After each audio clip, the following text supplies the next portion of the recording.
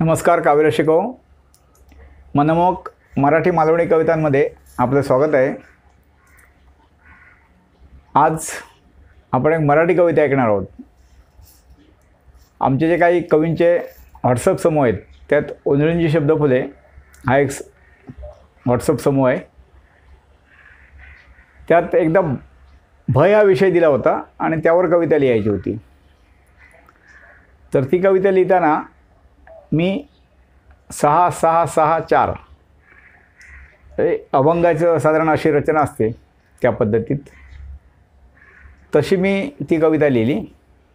म्हणजे 6 अक्षर 6 अक्षर 6 अक्षर आणि 4 अक्षर सुंदरते ध्यान उभे विटेवरी करकटेवरी ठेवून या असं ह्या चालीत साधारण। तर तशी मी ती कविता लिहिली भयावरची आणि त्या समूहावर टाकल्यावर त्या समूहामध्ये खूप अनेक म्हणजे सगळे कवीच आहेत, पण काही आणखीन आवडी छंद असणारे आहेत। त्यात एक कवी मित्र आहेत रवींद्र कारेकर, ते शास्त्रीय गायकसुद्धा आहेत।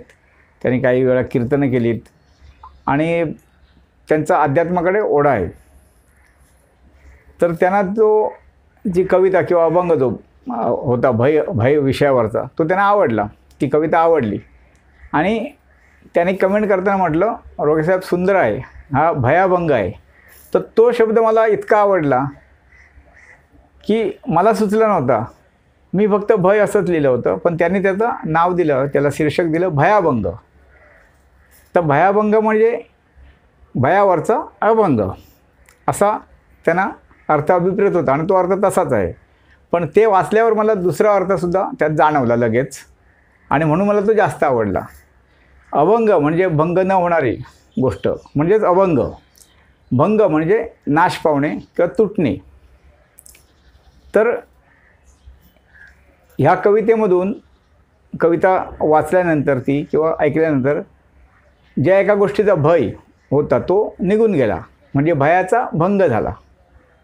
म्हणजे एकतर भयावरची कविता आणि ती अभंग रचनेत म्हणून भयाभंग, आणि भय संपलं, भय तुटलं, भय बाजूला झालं, भय संपलं सगळं, म्हणून तो भयाभंग असा एक दुसरा अर्थ मला तेव्हा लगेचच आठवला। आणि मग मी रात्री कार्यकर्त्यांना फोन करून त्यांच्याशी बोललो, तर त्यांनाही ते आवडलं विश्लेषण। ते म्हणाले आहे छान आहे। म्हणजे मी म्हटलं मला दुसरा अर्थ आहे, तुम्ही शब्द तितका सुंदर सुचवलात तर तेच कवितेला आता मी शीर्षक ठेवलं आहे की भयाभंग। तर ती कविता आज आपण ऐकूया। कवितेचे शीर्षक आहे आत्ताच सांगितलं भयाभंग। दाटला अंधार अनोळखी वाट, दाटला अंधार अनोळखी वाट, झाडी वृक्ष दाट सभोवती। दाटला अंधार अनोळखी वाट, झाडी वृक्ष दाट सभोवती। वागुळ चित्कारे, वागुळ चित्कारे पक्षी तडफडे, वागुळ चित्कारे पक्षी तडफडे, काळीज धडाडे अंग चिंब। वागुळ चित्कारे पक्षी तडफडे, काळीज धडाडे अंग चिंब। मध्ये ऐकू येई पानं सळसळ, मध्ये ऐकू येई पानं सळसळ, कापे चळचळ काया माझी। बघा रात्री जेव्हा आपण एकटंच कुठे चालत असलो तर प्रत्येक छोटा ना छोटा कुठलाही आवाज असे तो आपल्याला नेमकाच ऐकू येतो आणि त्याची भीतीसुद्धा वाटते। म्हणून मध्ये ऐकू येई पानं सळसळ, कापे चळचळ माझी काया माझी। संपेना अंतर जड झाले पाय, संपेना अंतर जड झाले पाय, करू तरी काय धाव देवा। एकटा माणूस असला आणि त्याला भीती वाटत असली की थोडंसं अंतर जरी असलं तरी ते खूप अंतर वाटतं, ते संपतच नाही।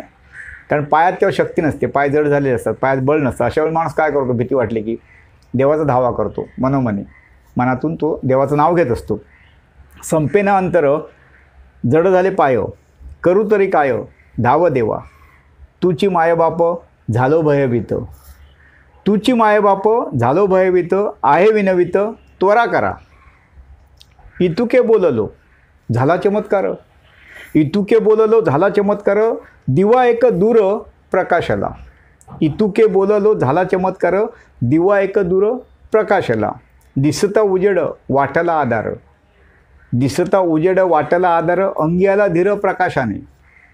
दिसता उजेड वाटला आधार, अंगी आला धीर प्रकाशाने। दूर झाले सारे. दूर झाले सारे भयाचे ते तम. दूर झाले सारे भयाचे ते तम, अज्ञानाचं तम जाळे ज्ञान. दूर झाले सारे भयाचे ते तम, अज्ञानाचं तम जाळे ज्ञान. बुडत्याला काडीचा आधार असं म्हणतात. तसंच दूर कुठेतरी दिवा दिसला काळोखात तर त्याचा आधार वाटतो आणि त्या रोखाने माणूस मग चालू लागतो. तसं आहे. आणि त्या दिव्यामुळे, छोट्याशा का होईना दिव्यामुळे, भीतीचा जो काळोख असतो, अंधार असतो, तम असतं, ते सगळं बाजूला जातं. तसंच अज्ञानाचं तम असतं. अज्ञानाचं तम असतं हे कोण करतं बाजूला? तर ज्ञान. म्हणून सांगितलं. तर ही कविता आपल्याला आवडली तर लाईक कमेंट करा, आपल्या मित्रमंडळी शेअर करा. नवीन कोण असेल चॅनलला त्याने, आणि जुन्याचं कोणाचं राहिलं असेल तर चॅनल सबस्क्राईब अवश्य करा. आणि आता परत आपण भेटू 20 तारखेला आषाढी एकादशी दिवशी. धन्यवाद.